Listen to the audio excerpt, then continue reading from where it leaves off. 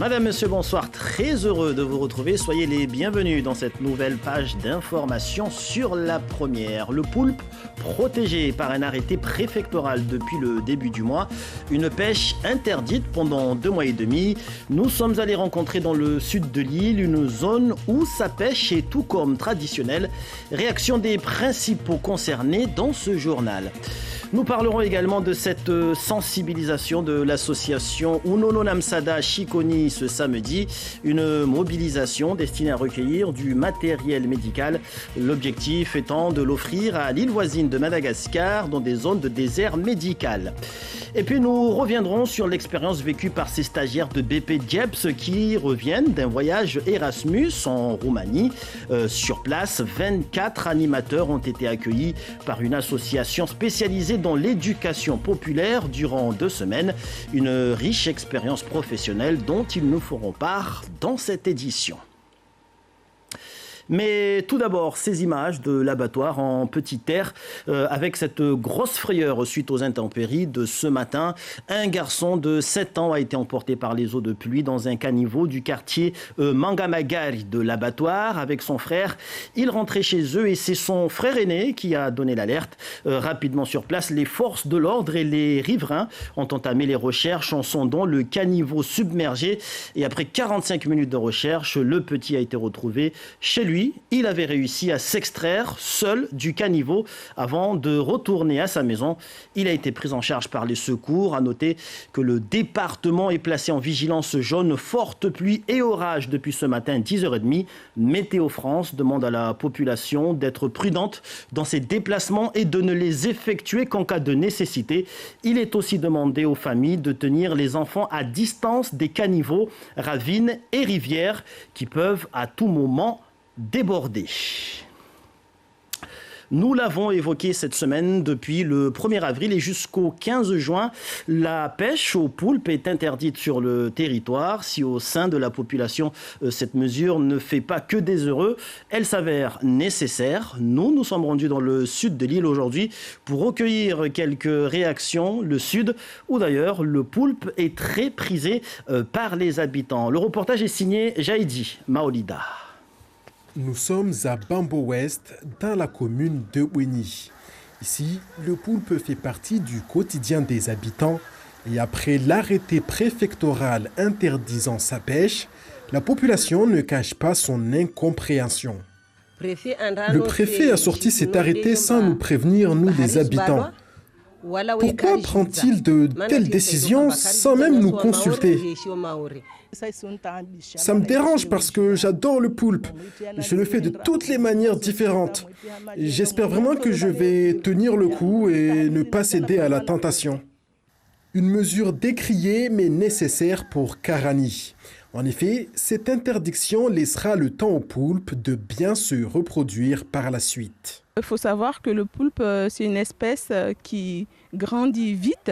Donc, si on lui laisse le temps de bien se reposer, donc on peut avoir plusieurs poulpes, mais aussi des poulpes de grande taille. Le parc marin de Mayotte demande un effort de tous, pêcheurs comme consommateurs, afin de pérenniser le poulpe sur l'île au lagon. Cette mesure sera appliquée chaque année, toujours à la même période. Halte au gaspillage, c'est le mot d'ordre ce matin à Chikoni au sein de l'association Unono Namsada entre lit, couveuse et dialyse. Les membres de la structure ont en effet décidé d'offrir du matériel à destination de Madagascar. Écoutons à ce propos Darwesh Bwana, président de l'association, mais nous n'avons pas encore les images. Nous allons l'écouter tout à l'heure. Nous allons parler à présent de cette vingtaine d'élèves de BP Djeps qui vient de rentrer d'un séjour Erasmus en Roumanie. Ce matin, ils ont organisé une journée porte ouverte pour restituer leur vécu. Le groupe de 24 animateurs a été accueilli par une association de Roumanie, EIVA, association spécialisée dans l'éducation populaire, cela durant 2 semaines. Objectif, renforcer renforcer leurs compétences dans le domaine de l'animation, comparer les différentes problématiques des deux territoires et obtenir des nouveaux outils européens pour leur avenir. Retour d'expérience avec Ingrid Cocoin, formatrice animation professionnelle, ainsi que 2 stagiaires, Nawiati Ousseni ainsi que Shamsi Ismaël. Tous les 3 sont au micro d'Ibrahim Yahaya. Beaucoup d'émotions. Parce que évidemment pour la plupart d'entre eux et d'entre nous, c'était la première fois de voyager aussi loin, de faire un tel périple pour arriver là-bas et découvrir un environnement totalement différent de celui de Mayotte. Ça, c'est vraiment le premier point personnel de chacun. Après, en plus de ça, l'expérience Erasmus+ leur a permis de valoriser leurs compétences professionnelles et de pouvoir échanger sur ce que c'est qu'un animateur à Mayotte et un animateur en Roumanie et se rendre compte qu'on a beaucoup de choses en commun et beaucoup de choses à partager et on est tous sortis grandis de cette expérience. Ce qui m'a plu durant ce voyage, c'était l'échange, parce que l'échange et le partage, c'est un truc vraiment important. Et le fait de partager avec les bénévoles de l'association qui nous a accueillis là-bas, ça nous a permis de voir comment eux ils vivent déjà l'art culinaire. Et notre art culinaire que nous, on a pu proposer et préparer en amour. Et ça a été que bénéfique pour les 2 cultures. On a voulu faire transmettre notre culture à travers la représentation traditionnelle et la représentation culturelle. Ce qui nous a marqué, c'est les préparatifs via Mayotte déjà, tous les préparatifs et les préparatifs via le voyage et surtout quand on est arrivé, les préparatifs aussi sur la soirée culturelle, interculturelle qu'on a voulu mettre en place. Je vous le disais tout à l'heure, halte au gaspillage, c'est le mot d'ordre lancé ce matin à Chiconi au sein de l'association Unono Namsada. Entre lits, couveuses et dialyse, les membres de la structure ont en effet décidé d'offrir du matériel à destination de Madagascar. Écoutons à ce propos Darweshi Bwana, président de l'association. Il nous explique la démarche au micro de Jaïdi Maolida. On a collecté ce matériel depuis 2020, mais à cause de la Covid, on n'a pas pu les envoyer à Madagascar. C'est pour cela qu'on a cette lot un peu plus épais. C'est apprendre l'un chez l'autre, c'est-à-dire savoir comment nos partenaires travaillent et nous aussi, on leur sait comment on travaille. Et puis la finalité, c'est que chacun gagne, c'est-à-dire qu'à la fin, nous, aujourd'hui, on collecte pour eux, mais demain, si jamais on a besoin d'eux pendant peut-être des crises, pendant des épidémies, peut-être qu'ils peuvent venir nous aider sur place. Un mot de transport aérien. Sachez que l'aéroport de Pamandzi est officiellement baptisé aéroport de Mayotte Marcel Henry. L'arrêté a été publié ce samedi au journal officiel par le ministère des Transports et signé par le ministre Jean-Baptiste Djebari. Une dénomination qui fait suite notamment à une délibération votée dans ce sens à l'unanimité par les élus du conseil départemental. C'était le 28 février dernier. Disparu en août 2021 à l'âge de 94 ans. Marcel Henry était sénateur de Mayotte de 1977 à 2004, mais également un fervent partisan de Mayotte française, Mayotte département, un combat mené sans discontinuer dès les années 50, qui aura notamment permis à Mayotte de se détacher du giron comorien.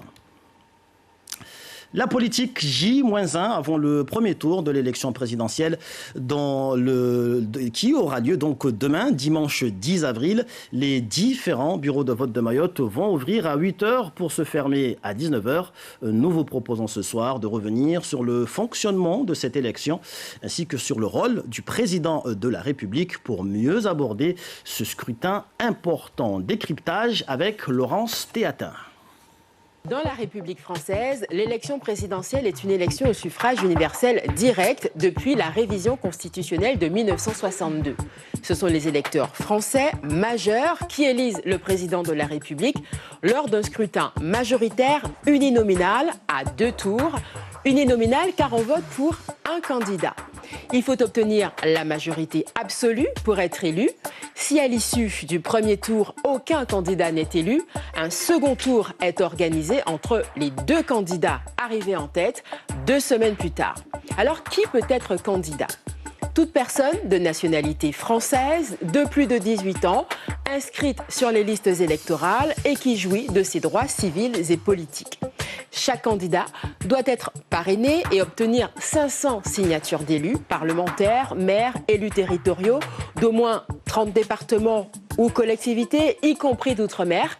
Mais attention, pas question d'avoir ces 30 parrainages dans un seul et même département ou territoire. C'est 1/10 des signatures maximum par département ou collectivité.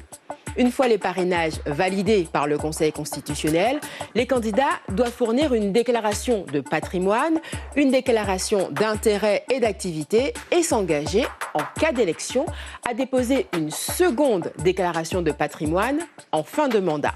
Le but, vérifier que le président ne s'est pas enrichi sur le dos du citoyen. La durée du mandat du président de la République est passée de 7 à 5 ans. Il ne peut être renouvelé qu'une fois. Et dans le reste de l'actualité, Ferrero dans la tourmente. L'usine de chocolat Kinder en Belgique a été mise à l'arrêt après plusieurs cas de salmonellose. Des défaillances qui interviennent à seulement une semaine de Pâques, une fête qui représente l'événement majeur de l'année pour les chocolatiers. Il faut donc gérer la crise de confiance avec les acheteurs, mais aussi les pertes économiques qui s'annoncent très importantes. Paul-Luc Monnier et Barbara Six. Dans les réserves de cet hypermarché, voici tous les produits retirés des rayons. 15 000 € de Kinder, un tiers des chocolats de Pâques, potentiellement dangereux. Dans le magasin, plusieurs étagères sont aujourd'hui vides. Pas de quoi rassurer les clients. Quand on voit ça, c'est choquant parce que c'est quand même la vie des enfants surtout. Bon, après, c'est dommage parce que moi, c'est mes chocolats préférés. Mais je pense que j'en mangerai plus jamais. Moi, j'ai l'impression, en tant que consommateur, on nous fait vraiment manger... il a compris il y a que l'argent qui compte, quoi, je veux dire. Voilà. Depuis hier, 5 catégories de chocolat Kinder sont rappelées, quelle que soit la date de péremption. Tous ont été fabriqués dans cette usine en Belgique, aujourd'hui fermée, après des dizaines de cas de salmonellose. Ferrero, la maison mère de Kinder, reconnaît des défaillances. Nous regrettons profondément cette affaire. Nous tenons à présenter nos sincères excuses à tous nos consommateurs. Pour cet expert néanmoins, les clients devraient finir par revenir en rayon. On s'aperçoit que les Français ont une grande capacité d'oubli des crises sanitaires et alimentaires, parce qu'il y en a eu beaucoup, il y en a régulièrement, c'est normal parce que le risque zéro n'existe pas, mais les Français oublient assez rapidement. De leur côté, les clients concernés seront intégralement remboursés, mais sous forme de bons d'achat. Pour cela, il faut contacter le groupe par téléphone ou par courriel. Pour éviter les confusions, inutile de rapporter les lots incriminés en magasin, il faut les jeter. Et nous allons terminer ce journal avec des images de boxe traditionnelles. En cette période de Ramadan, la coutume ancestrale veut que chaque soir, des combats amicaux et encadrés soient organisés dans les villages. Hier soir, nous étions à Mtsamoulou, dans la commune de Bandélé. Les images sont de Costa Bahari. Je vous laisse découvrir ces images de Mrengue, à savoir que nos rendez-vous de demain, vous aurez rendez-vous à partir de 8h en radio pour des éditions spéciales présidentielle en télé à 13h et 19h JT spécial présidentiel avec Génial Atoumani et puis de 20h à 21h soirée électorale avec Siti Daroussi et Kalatoumi Abdilhadi. Je vous souhaite une excellente soirée avec La Première.